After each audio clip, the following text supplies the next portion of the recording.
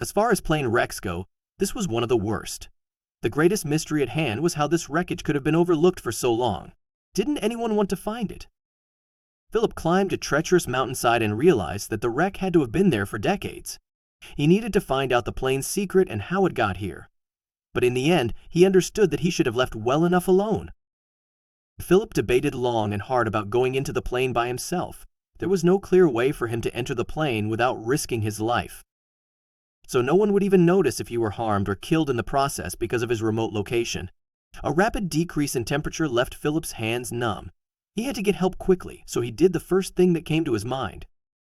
Philip realized he needed help investigating this, so he shot a flare to alert two of his co-workers, who arrived by helicopter. They had never seen anything like it before, but they pooled their resources and decided to attempt to break into the aircraft anyhow. But everyone was in for a shock. When the aircraft doors opened, Philip was the first passenger to enter. He abruptly gasped when he saw the sight ahead of him. How could this have gone undetected for so long? Philip and his co-workers exchanged stunned glances. The whole world will want to know about this discovery. Soon, the truth will be exposed, but in the meanwhile, Philip was reminded of the day he had gotten a mysterious letter at his house last week. Immediately after the letter arrived, he was unexpectedly summoned to the research station. He could help but wonder if his discovery of the plane was somehow linked to that letter.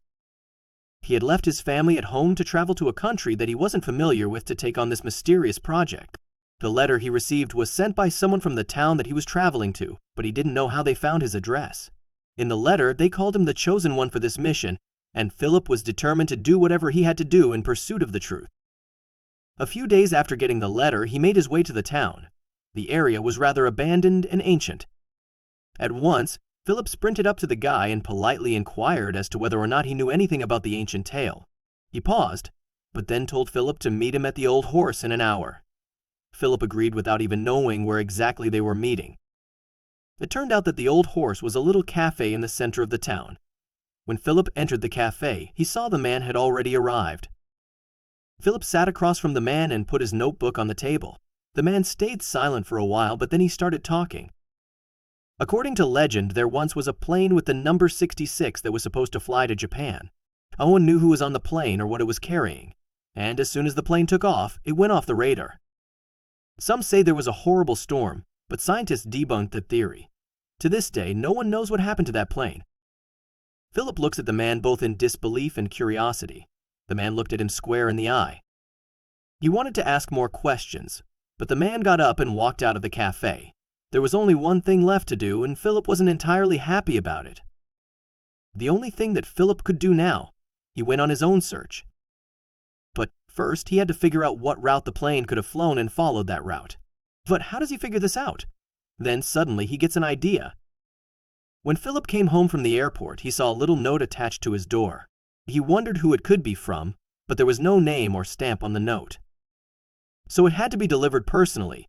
He removes the letter from the door and sits down at the kitchen table. Philip opened the note and immediately recognized the handwriting. It was from the same person as the anonymous letter was from. But this time there was only one sentence. Philip reread the sentence 3 times so that he could fully absorb it. Go to the right side of town and walk along the mountain path. Find Theo. Philip wondered who this person was who kept sending him notes and letters. And who was this Theo? But he knew what he had to do now. As he followed the map and trekked, he saw a little cottage in the distance. That must be Theo, he thought. And he started to walk a little faster. A storm was heading toward him, so he had to reach the cottage just in time. But then something happens that he didn't expect.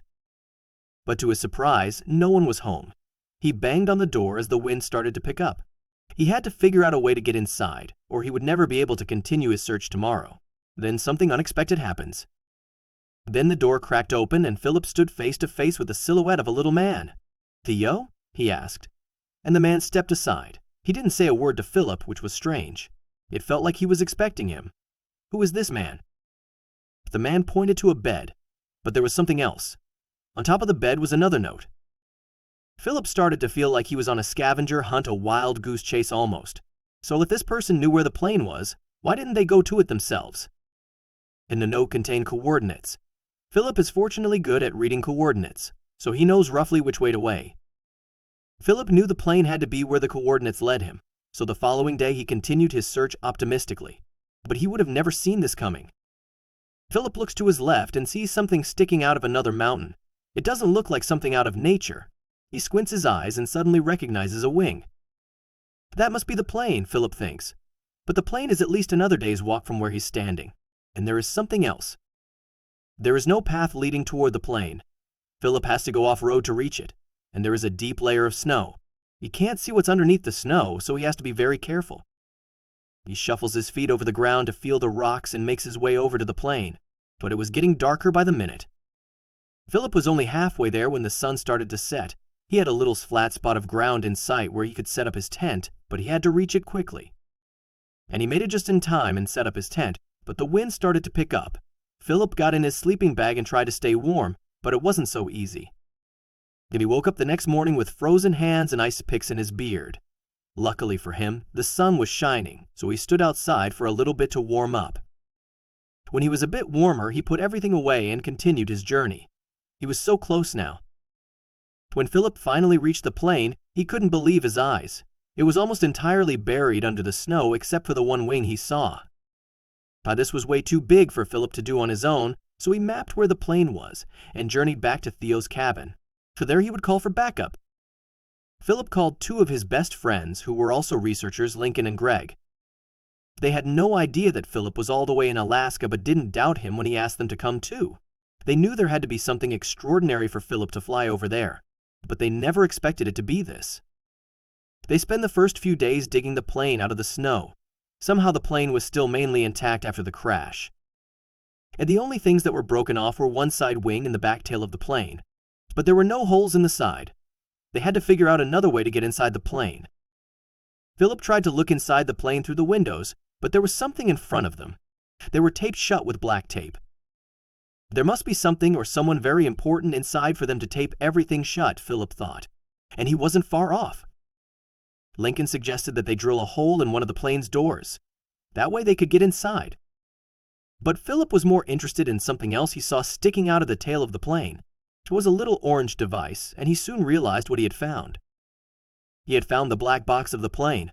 This was something very serious because this box held the reason why the plane crashed so many years ago.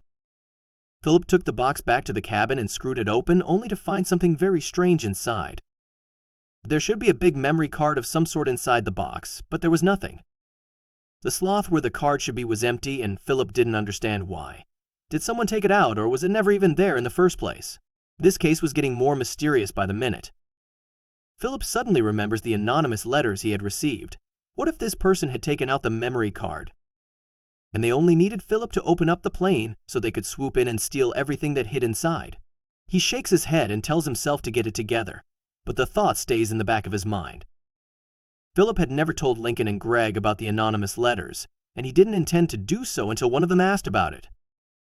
They wondered how Philip knew about this plane and why no one from the authority was helping him. But when he explained what had happened, Lincoln and Greg reacted differently than he expected.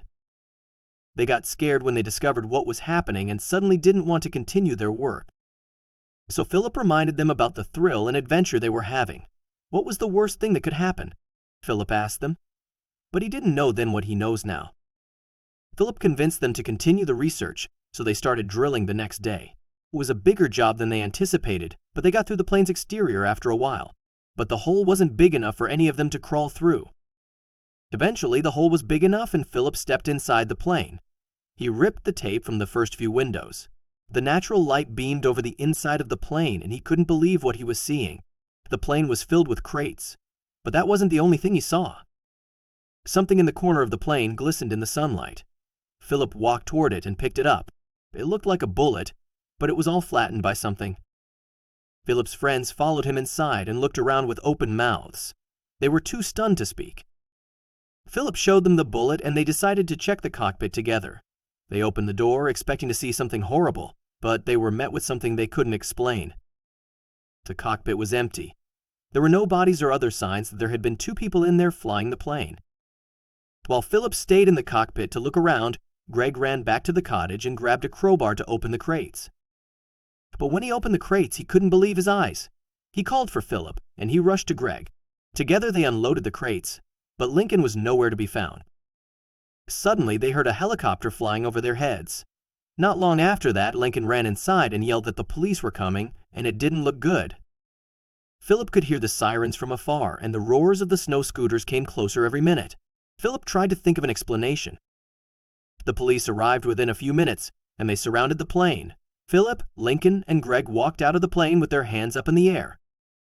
But Philip was holding something. He was holding the anonymous letters in his hands and wanted the police to see them, but they didn't.